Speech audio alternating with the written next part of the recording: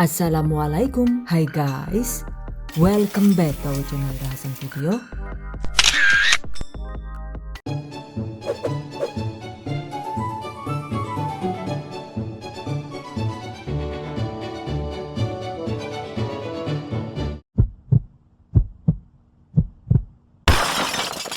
Bikin telur gabus renyah dong bun. Ini dia guys, telur gabus keju super renyah. Ada yang suka nggak nih? Lihat, menggoda banget kan ya? Bismillahirrahmanirrahim.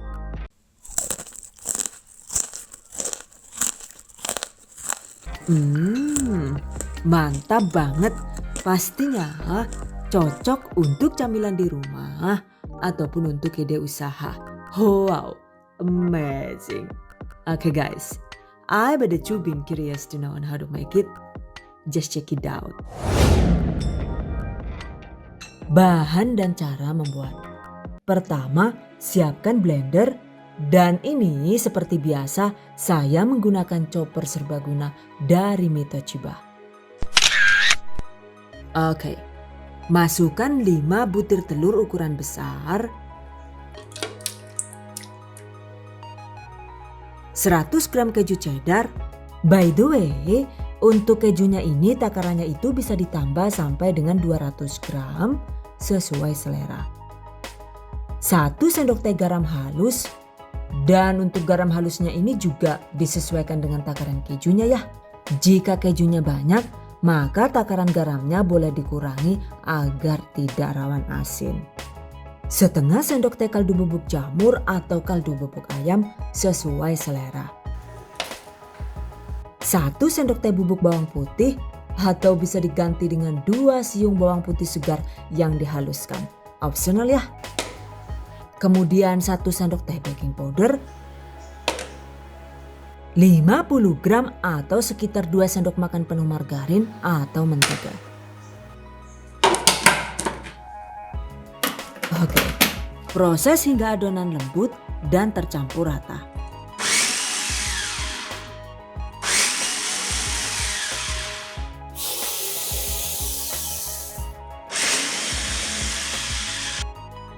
Nah, seperti ini nih hasilnya. Berikutnya di wadah terpisah masukkan 500 gram atau sekitar 33 sendok makan tepung tapioka alias tepung kanji singkong. Lalu tambahkan adonan telur yang sudah kita blender tadi. Aduk hingga tercampur rata.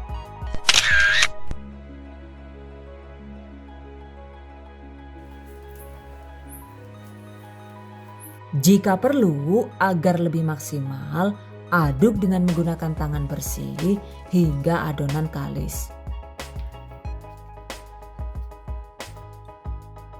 Pastikan adonannya itu tidak lengket dan mudah dibentuk seperti ini ya. Oke, sisihkan. Selanjutnya, siapkan wajan atau penggorengan. Waduh, jangan yuk. Teneng apik temen ki ya wajane lah. Anyar mending apa? Lah. Nggak ada wong pengen bahagia lah. Ya iya. Setain cowok warek gitu loh. Paling apik se Indonesia Raya ya. Oh, apik banget. Kualitasnya ora bol-bol pokoknya lah. Oke. Tuang secukupnya minyak goreng. Selanjutnya, adonannya ini kita pilih kecil-kecil seperti ini ya.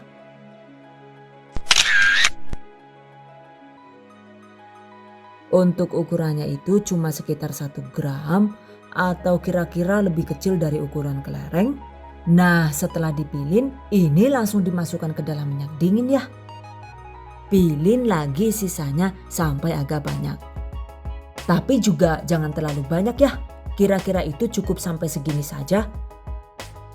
Karena jika muatannya itu terlalu banyak juga, hasil gorengnya jadi kurang maksimal dan rawan bantat. Berikutnya, goreng dengan menggunakan api sedang hingga telur gabus mengapung. Dan ini juga tidak perlu diaduk-aduk sebelum semuanya mengapung.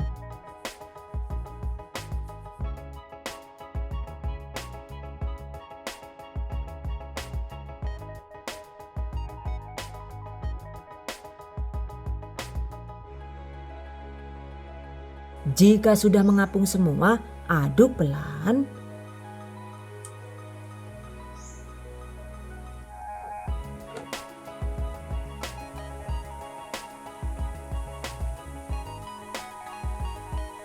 Nah, jika dirasa teksturnya itu sudah kaku, sebaiknya kecilkan api kompor. Kemudian lanjut digoreng sambil sesekali diaduk hingga telur gabus berwarna kuning gading alias putih kekuning-kuningan. Total durasi menggorengnya itu sekitar 13 sampai dengan 15 menit tergantung kapasitas wajan dan panas kompor masing-masing.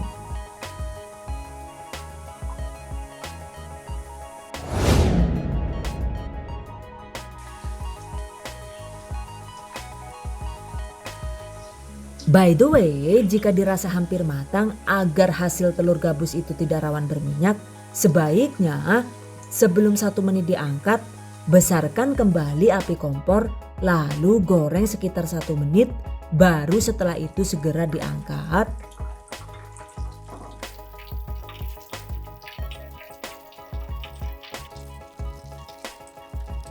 Jika digoreng dengan setting api yang tepat seperti ini, maka hasil telur gabus bisa matang luar dalam dan tidak terlalu berminyak. Catat. Oke, tiriskan.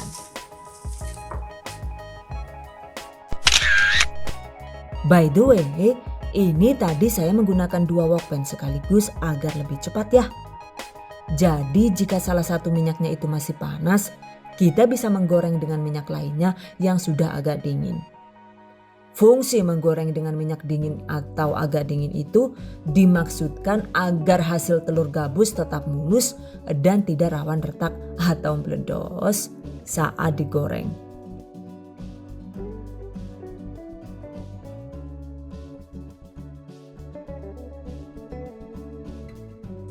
Tuh, asal setting apinya pas, kemudian minyak yang digunakan juga tidak panas di awal, maka hasil telur gabus bisa mulus dan matang luar dalam seperti ini.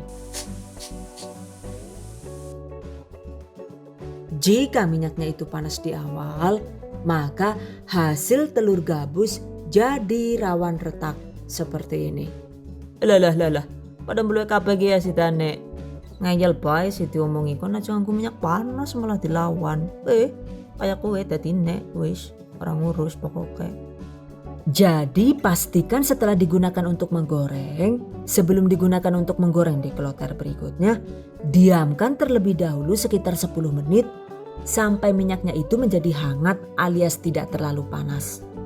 Nah, seperti ini contohnya.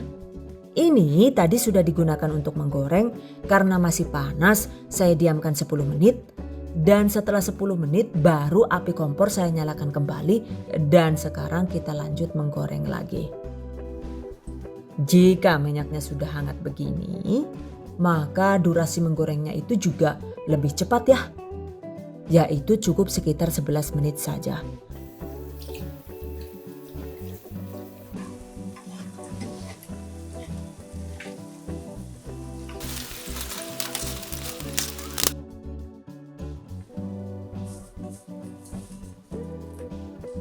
Dan hasilnya juga lumayan cantik.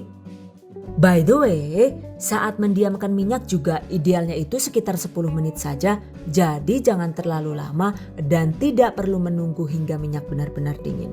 Karena jika minyaknya itu terlanjur dingin kemudian digunakan untuk menggoreng, maka hasilnya telur gabus jadi rawan berbusa melimpah seperti ini. Wah, arep kum-kum klambi apalah yuk, Chan. Dene ngumpul kakek temen kuwi lah. Iya, lumayan kok ya ramai tuku sabun ya wis mana numpruk. Begini nih jadinya. Minyak yang terlalu lama didiamkan hingga dingin, ketika digunakan kembali maka hasilnya jadi rawan berbusa banyak. Catat.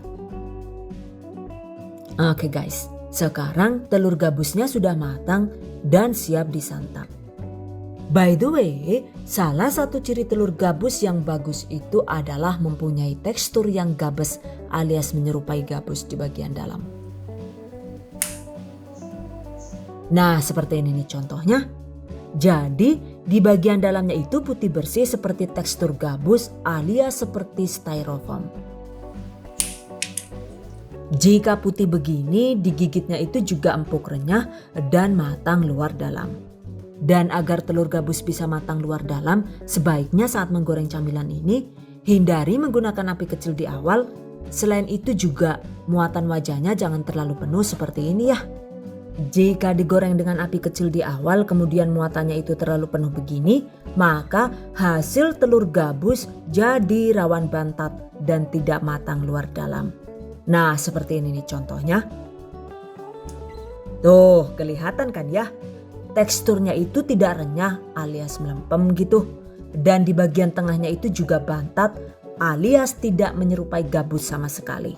Jadi, pastikan gunakan setting api yang tepat agar hasil telur gabus bisa renyah dan matang luar dalam.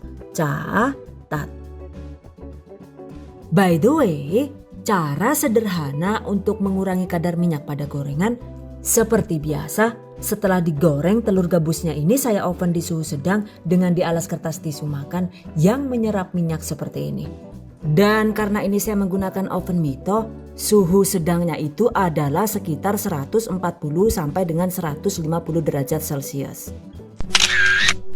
Jadi ini telur gabusnya itu saya panggang sekitar 8 menit dengan menggunakan api atas bawah. Tuh bisa dilihat kan ya, minyaknya itu bisa keluar semua dan meresap ke atas tisunya. Dan ini dia hasilnya. Jika minyaknya sudah banyak berkurang begini, maka jika disimpan di wadah tertutup, walau sampai 2 bulan juga hasilnya telur gabusnya itu bisa tetap renyah dan tidak rawan tengik. Catat. Oke guys, demikian tadi cara membuat telur gabus keju ala The Hasan Video. Semoga bermanfaat. Dan bagi para pejuang keluarga yang menggunakan resep ini untuk ide jualan, semoga dilancarkan ya. Diberi kemudahan untuk usaha. Amin. Dilimpahi rezeki barokah dan turah-turah. Amin. Tetap semangat dan selalu berusaha. Insya Allah semoga bisa sukses dunia dan akhirat. Amin. Okay, I hope you guys enjoy this tutorial today. Thank you so much for watching. See you guys next time. Wassalamualaikum warahmatullahi wabarakatuh. Bye bye.